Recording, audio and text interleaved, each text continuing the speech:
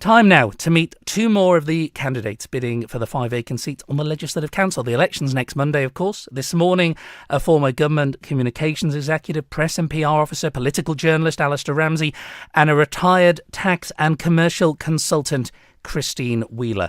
Good morning to you both. Good morning. Thank you for the invitation. Pleasure. First of all, Mr. Ramsay, how do you see the role of an MLC? You put your name up there. How do you see the role? I believe that the Legislative Council can be a platform for better public scrutiny in the Isle of Man and to serve the public in that way, but that it needs the right balance of members, and it needs to be about policies as well as the technical detail of finance and legislation. So it needs people who understand the subject to be scrutinised, which is the Isle of Man government, and I've been in and around the Isle of Man government for about 35 years for my sins, and on that basis I'm offering my services. Could critics say then that you're too imbued in the system and that it needs fresh blood? They could say that. I would say that I worked in the club, but I was never a member of the club. I was an independent journalist before I went into government. My plan was to go back into journalism, and indeed that's what I'll do if I'm unsuccessful on Monday. And I have indeed criticised aspects of the political culture around government so far. That may help or not help you, but we'll talk about that in a moment. Mrs. Wheeler, how do you see the role of an MLC? I agree with Alistair, and I think we've both got the same idea about scrutiny. I think when I've been listening to people during the debates, scrutiny actually just means looking closely at something, and that isn't what this is about. You don't just look closely at something, you look at things that are missing rather than things that are there. And it needs a different approach based on your own expertise. Mine is the oil and gas industry. It's an industry which is used to risk assessment, which I truly don't think happens often enough on the island.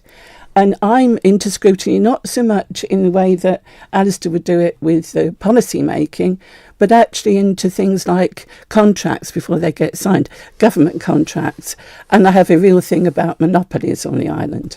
Well, I do not wish to be rude at all, but you have some work to do, do you not, respectively, to secure at least 13 votes on Monday? Easily. Because failing to make last week's hustings, however genuine a reason, of course, is a far from ideal start, even if you've since arranged meetings with MHKs. Do you acknowledge that? It's a dreadful start. If I were applying for this to satisfy my own ego, then I would simply walk away. But the only reason that I agreed to have my name put forward is because I decided that my background and my obsession with Manx politics over the last few years, I've become a politics addict, it means that I can deliver something that's very different to the norm. I've got an international perspective which is very different to that of most of the candidates. And I think the candidates are a wonderful mix of people. And I think it would be wrong to walk away. And I agree with you entirely. The chances of me getting elected on Monday are pretty low, but I don't think I would be doing the island and myself justice if I just walked away. You've got 4 days to try and put that right. Likewise, Mr. Ramsay. Why stand now? You've taken early retirement, about 6 months ago, with a good pension after 17 years as the government's main PR man, if you like. Respectfully, if you were that interested in politics, why didn't you plump for the keys 18 months ago? Because MLC and MHK are totally different jobs. MLC is about the scrutiny, it's about questioning, examining, understanding and helping to explain. And that's where I think my strengths lie. MHK is a different, I must say, a much harder job. You've witnessed, we've heard Mrs. Wheeler's disadvantage there. You've witnessed firsthand the equilibrium, if you like, between the Parliament and the Executive. Do you think this government is any different in its tone and its emphasis than its predecessors? Yes, very much so. There's a far more... Is that good? In lots of ways it is. There's a far more collaborative, there's a positive kind of tone to it.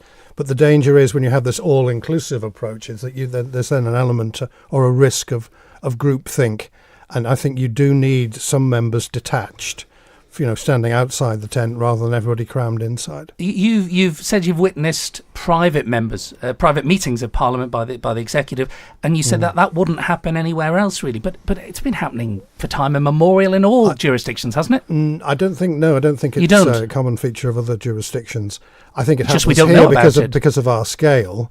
And I think what happens is that it's an accepted and much valued part of the process, but they are effectively private meetings of Parliament hosted by the executive. And my argument is that in 90% of occasions it's unnecessary for them to be behind closed doors. Either way, I agree with that. Either way, though, but by frowning upon that, haven't you instantly put the backs up of many within government who you not only advised until a few months ago, but you're seeking their vote? I believe that's the case, and it'll be interesting to see if that's reflected on Monday. On the other hand, some may welcome some independent challenge from a candidate for a job that's supposed to be all about independent challenge. I've listened to every Tynwald debate for the past year, and most of the MHK debates. And the most frustrating thing is to realise you're listening to a debate when there's been a previous conversation you have not heard. So you're listening as a voter, taxpayer, whatever you like, and listening because you want to hear the balance of the debate. And part of it is gone because it's been talked about before. How would you, Mrs. Wheeler, make the upper house then more relevant to the public, or is it already, and that it's just not relayed well enough? I don't think it is relevant.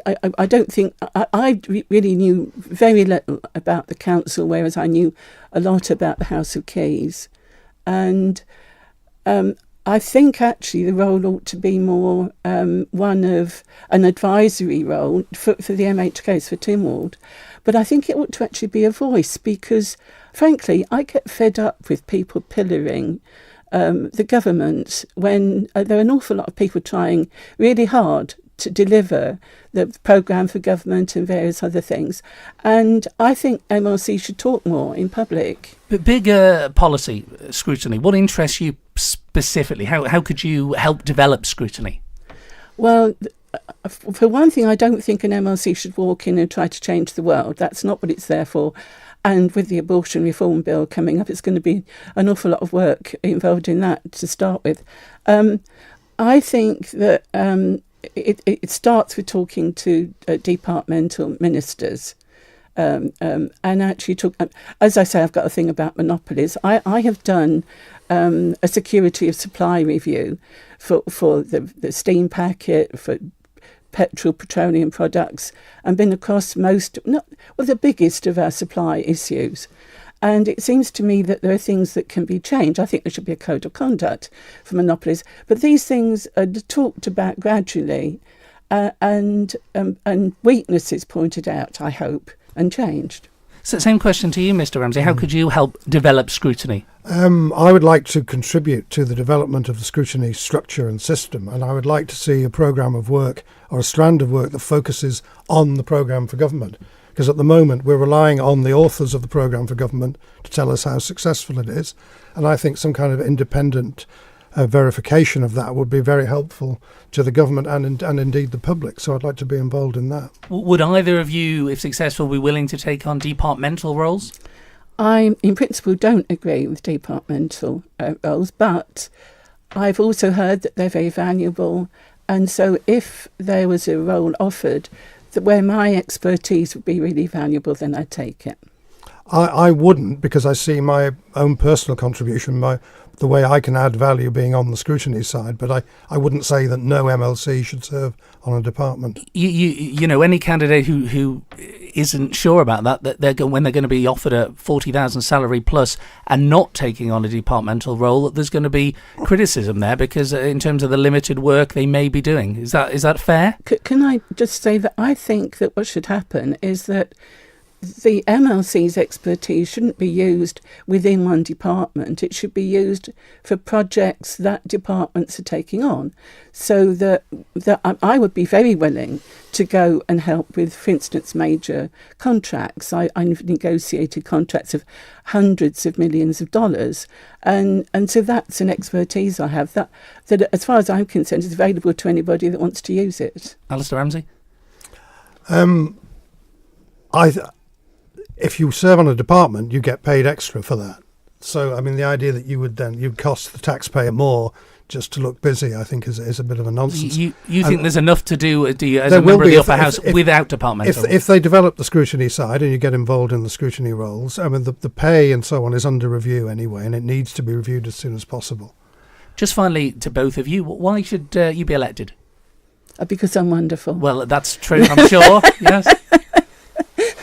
Because I have 50 years of career in an industry that spans everything from shipping to transportation to engineering, oil trading. I have done every kind of contract you can imagine, and I want to make that available to Tynwald. Because I bring 35 years experience of politics without the political baggage.